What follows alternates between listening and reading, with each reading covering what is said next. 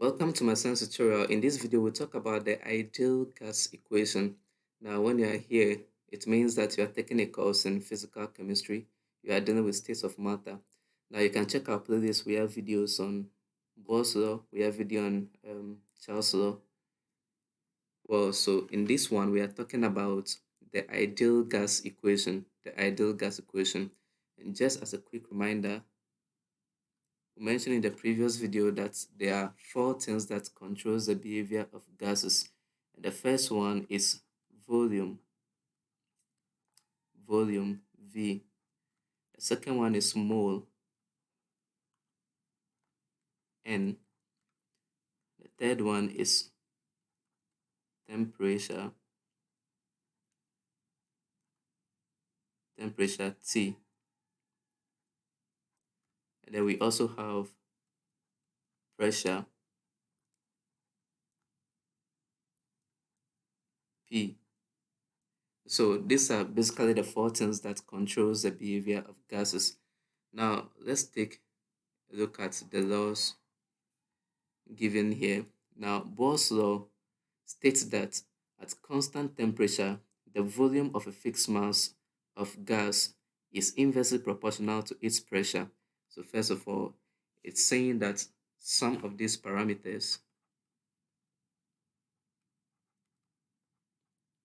must be constant.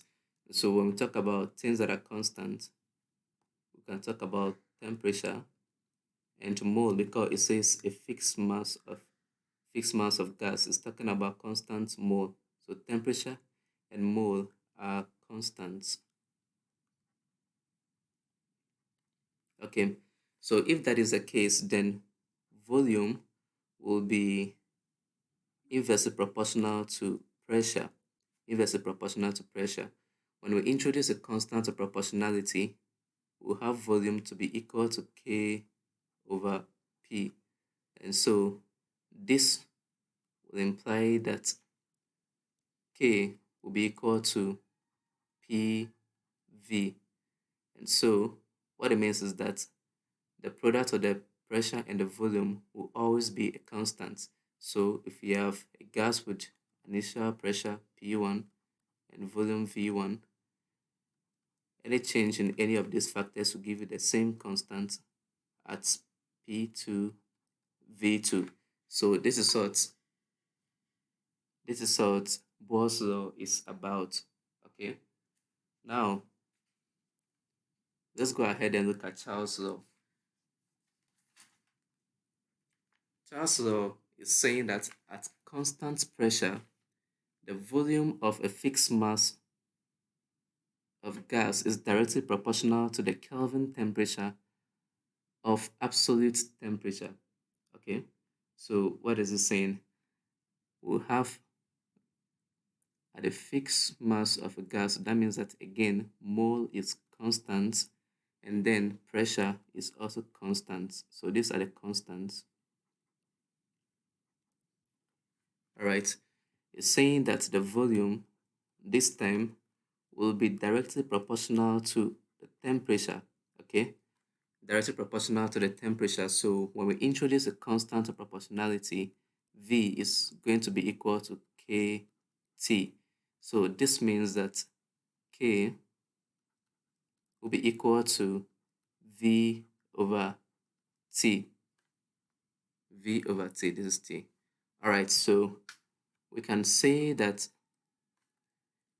any change in the volume or temperature, the inverse, it will directly affect the other. So when there's an increase in volume, there's going to be an increase in temperature. When there's a decrease in temperature, the volume will also decrease as well.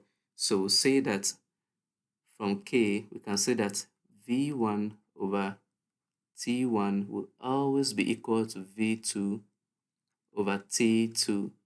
So this is Charles' law. This is what Charles is saying. Now we have Avogadro's law. Avogadro is saying that equal volume of gases at the same temperature and pressure. As you can see, I've underlined this. So same temperature. That means that temperature here is constant again, and then pressure is also constant. So Now, he's saying that the volume will be directly proportional to the mole. So when we introduce a constant of proportionality, we have K n. This means that this time our constant K will be equal to volume divided by V. Sorry, volume divided by N. Okay, divided by N. So from this one, so we can say that V1 over N1 will always be equal to V2 divided by N2. This is according to Avogadro's law. Now, why are we looking at all this law? It is these three laws that combine to give us what is known as the ideal gas equation. The ideal gas equation. So maybe I'll just clean this.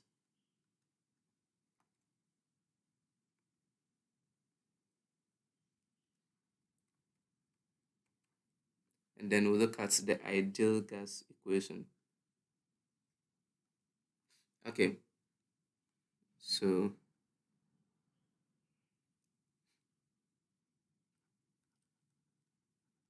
ideal gas equation.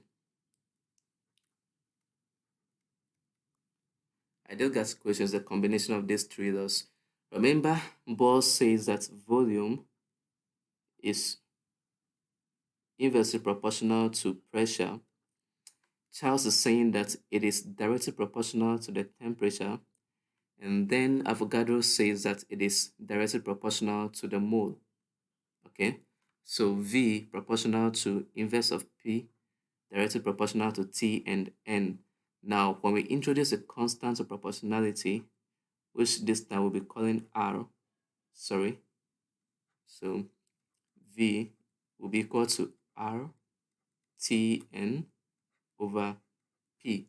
Okay, so we can say that PV, when we multiply through by P, we have PV to be equal to nRT. And this right here is what is known as the ideal gas equation. Ideal gas equation. But from this relation, we can determine what R is. R, when we make it a subject, it will be equal to pressure volume divided by mole temperature. Okay, this is known as the gas constant. It is known as the gas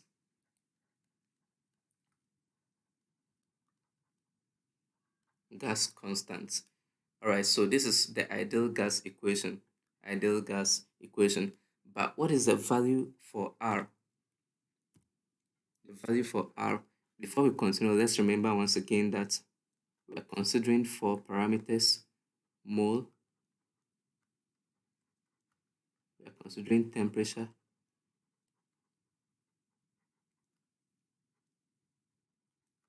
and then we are considering pressure and volume. All right, okay. Now we establish the fact that the ideal gas equation is PV equals nRT, where we say R, the gas constant, is equal to PV divided by NT. Okay, all right.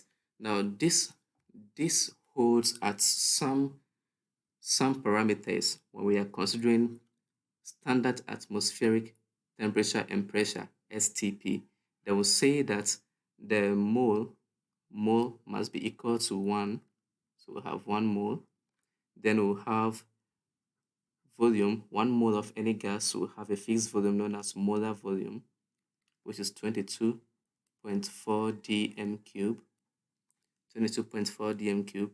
And then we'll have pressure 1 atm. And temperature must be absolute, so we'll have temperature to be equal to 273 Kelvin. So with these parameters, we can find the value for R. Now, we'll have R, the gas constant, to be equal to PV, so pressure is 1 atm, times volume, which is 22.4 dm cube, and this is going to be divided by the mole, which is 1 mole. Then we have the temperature, which is 273 Kelvin. Go ahead and punch this in your calculator and find out what you have. Now, if you do that, you have 0.0821 ATM, okay, ATM dot dm cube. You might as well say it is liter. So dot dm cube, and then we have per mole per Kelvin. So this is the gas constant R. Now, there are other ways to calculate this, and it has different units and different values, but we'll cover that in other videos. So that is R. Now, in the exam, you may be asked to also derive the formula or the relation for any of these laws from the ideal gas equation. Now, for example, you may be asked to derive the relation from Bohr's law from this equation. Now we can take the R to be equal to PV equals NT. Then what do we look out for? We'll have to remember the fact that Bohr's law holds at what? Constant temperature and mole. So for Bohr's law,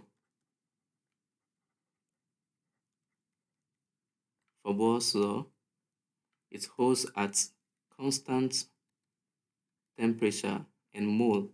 Okay, so that means when you put this 1 in this equation, this will both go because it's 1, and then we'll have the R or the constant to be equal to PV.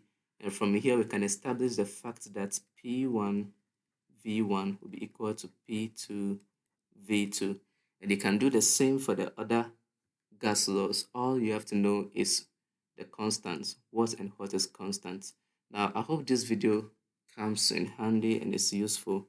If that is the case, then please remember to like this video and subscribe to the channel. Thank you.